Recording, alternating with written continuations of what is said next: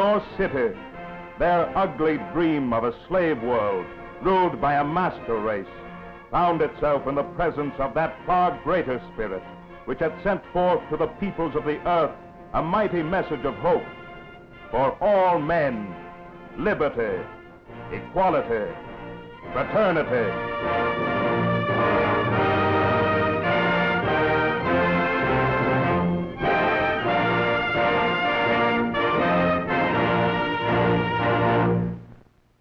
And today, spiritual defeat hangs even over Germany's home front, where Goebbels, admitting that the very life of the fatherland is at stake, must now crave unity and further sacrifice.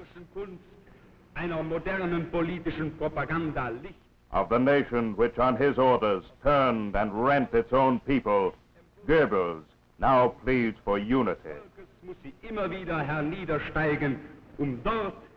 But in the streets where the cheers once echoed and the great parades once passed, there is silence when Goebbels pleads for unity.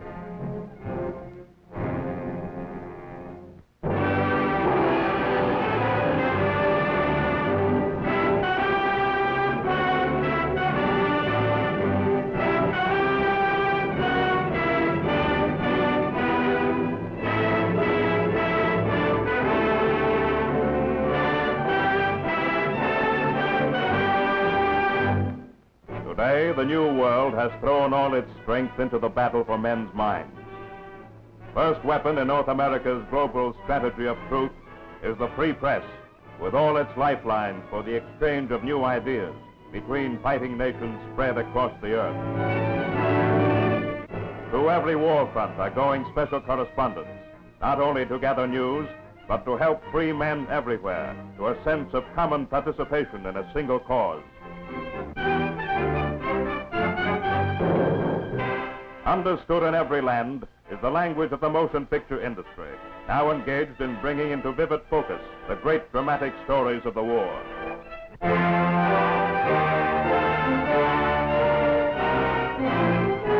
Mobilized too in this new warfare of persuasion are the great radio networks. From strategic centers the world over, their reporters are sending back the lessons of new tactics, new methods of attack. And behind the closed doors of secret studios, the shortwave announcers carry on day and night their battle of the air, broadcasting their messages of hope to conquered lands across the sea.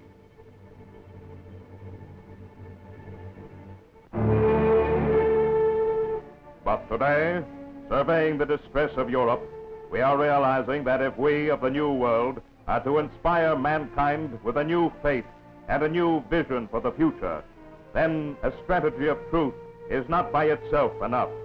For we know that the men of France, seeking the true reasons for their present plight, are not discussing whether their armies were ill-equipped or their generals disloyal. Rather, they are looking back to that dark day in February 1934, when Paris, paid in riot and bloodshed, for all the dissension that infected French democracy in the years between the wars, the internal mistrust which Germany so skillfully exploited for her own ends.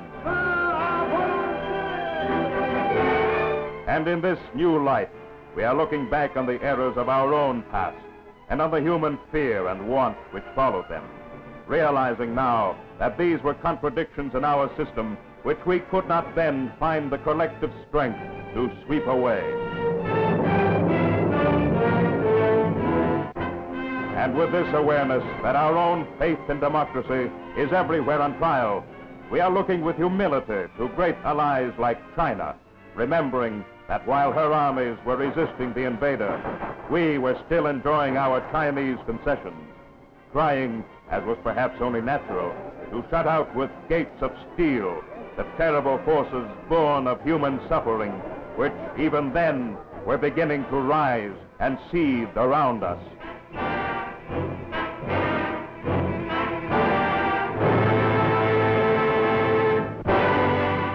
But now, the veil of fear and hesitation has lifted from our eyes. Everywhere, the people are reasserting that great concept which on their soil first proclaimed the supremacy of the common man.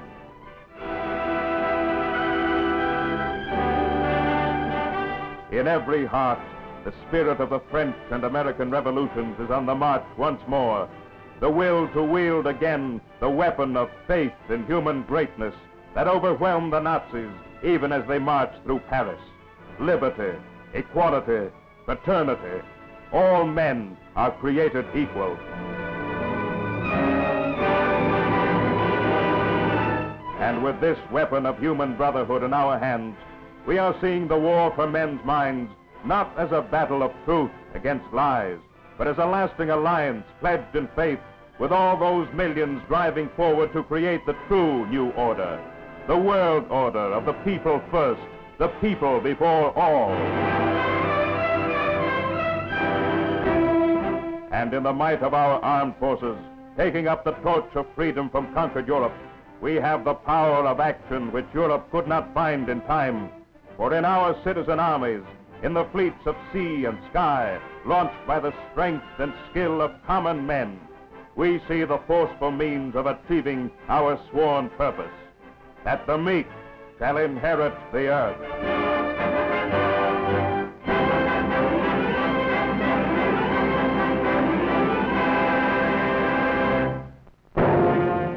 And as the free peoples march together towards the final phase of this war for a people's world, they find arising in their midst a new spirit of universal comradeship. It is the spirit which swept through the cities of England in the full fury of the Blitz, stirring that warmth of heart which, in the face of human need, forgets the privilege of personal right, remembers only the responsibility of service.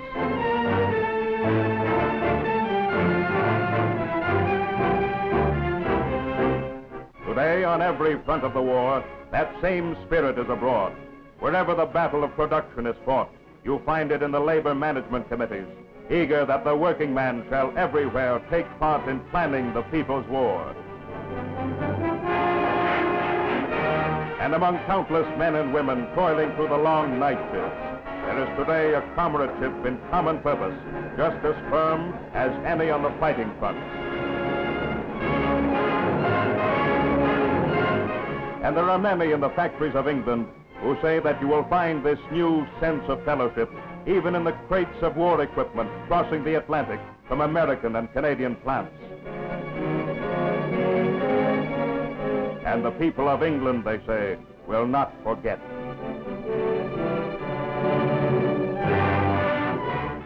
Wherever the need is urgent, this new spirit is a stir of cooperation with fellow men.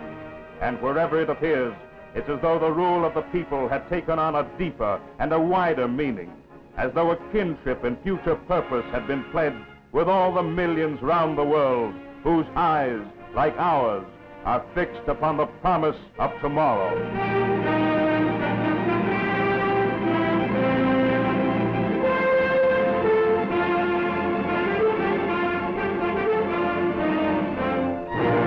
Yesterday, we were afraid that the propaganda of fascism might infect us with its philosophy of despair.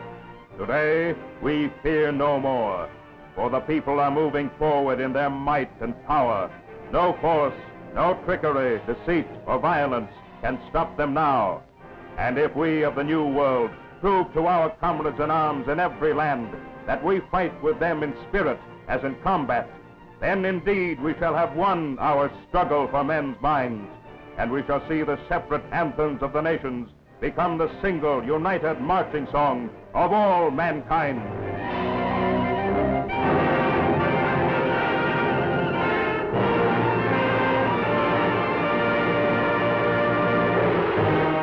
Already, the millions of the earth, standing on the threshold of the people's century, are looking back on all the suffering they themselves endured as the birth pangs of a greater age. They are looking at the agony of Europe, taking fresh courage from that fierce inner flame which could survive the loss of all that a man can lose, yet never yield. They are gazing with admiration at the endurance which could rise above the misery of the conquered countries. And they are seeing these dreadful things not in pity, but as triumphant proof of the strength of the human spirit, the very strength on which tomorrow's world will rest.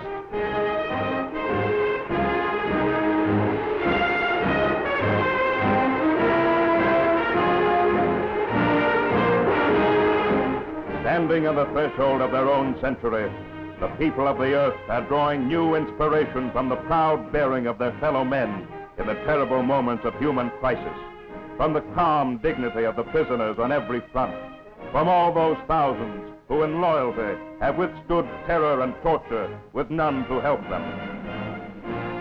They are drawing new confidence for battle from the knowledge that many, now their enemies, took up arms against them only at the bayonet's point.